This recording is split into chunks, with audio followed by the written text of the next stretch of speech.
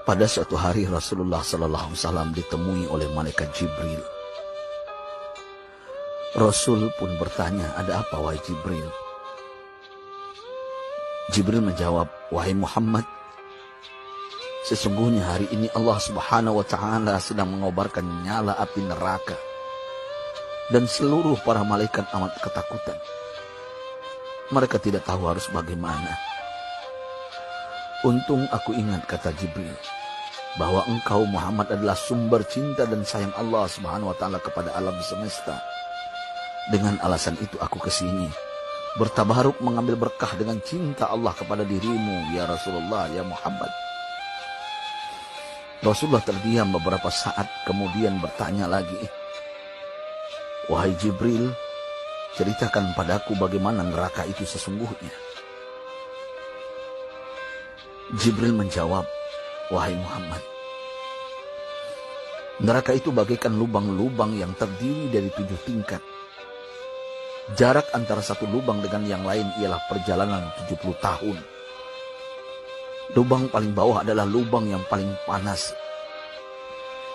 Nabi SAW meneruskan pertanyaannya, "Lalu siapakah penghuni lubang-lubang neraka itu, wahai Jibril?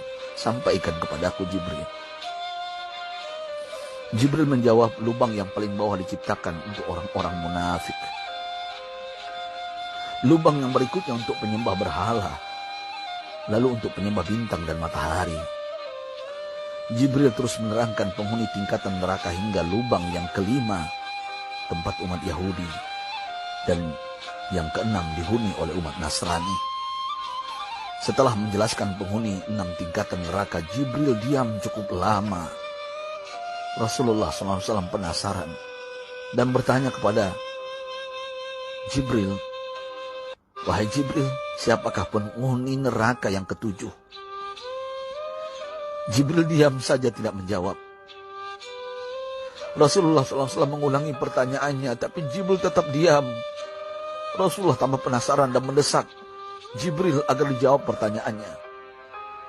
Akhirnya Jibril pun berkata, "Umatmu, wahai Muhammad, mereka itu para pelaku dosa besar di kalangan umatmu, yang dimana sampai mereka mati belum sempat bertaubat." Mendengar jawaban Jibril, Rasulullah langsung jatuh pingsan. Jibril merangkulnya dan meletakkan tubuh baginda di atas pangkuannya. Tak berapa lama Rasulullah SAW sadar dan langsung menangis bersimbah air mata dengan terisak-isak. Rasulullah mempertegas pertanyaannya, "Wahai Jibril, apakah benar ada di antara umatku yang masuk neraka?"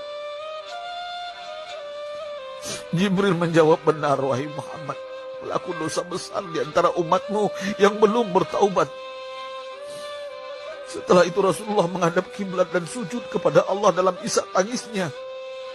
Sesekali dengan suara pelan beliau membisikkan kata-kata, "Ummati ya Rabb, ummati, ummati, ummati." Beliau SAW tidak mengangkat kepalanya dalam keadaan seperti itu selama 3 hari 3 malam. Kecuali setiap Bilal bin Rabah mengumandangkan azan, barulah beliau bangkit untuk menjadi imam. Dan setelah itu kembali sujud lagi.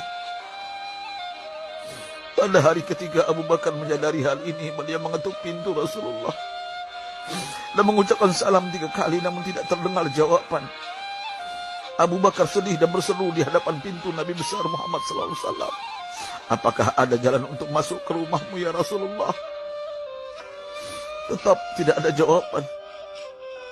Di jalan Abu Bakar bertemu sahabat Umar. "Mengapa engkau menangis, wahai Abu Bakar?" kata Umar.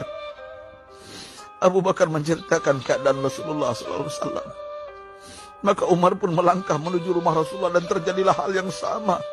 Umar pun pulang dan menangis.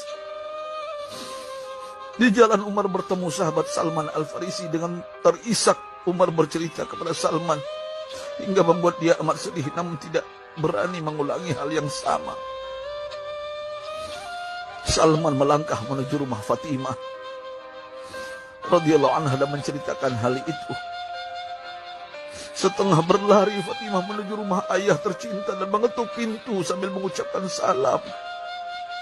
Mendengar suara lembut putri tercinta, sejuklah dada Rasulullah.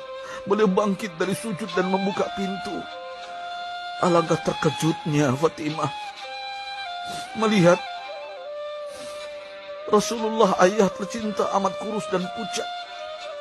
Fatimah memeluknya lalu menangis. Wahai ayah, apa yang terjadi? Mengapa engkau amat sedih seperti ini?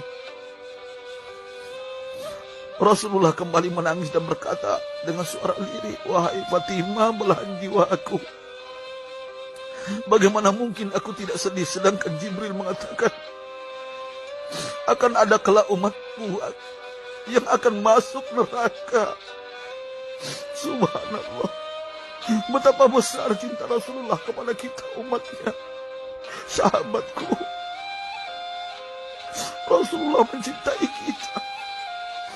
Antaman ma'aman ahbabta, engkau akan berkumpul dengan orang yang kau cintai. Mari kita mencintai baginda Nabi besar Muhammad SAW yang mencintai kita umat yang tidak rela kita masuk neraka. Mari kita mencintai beliau dengan berselawat. Sahabatku, sampaikan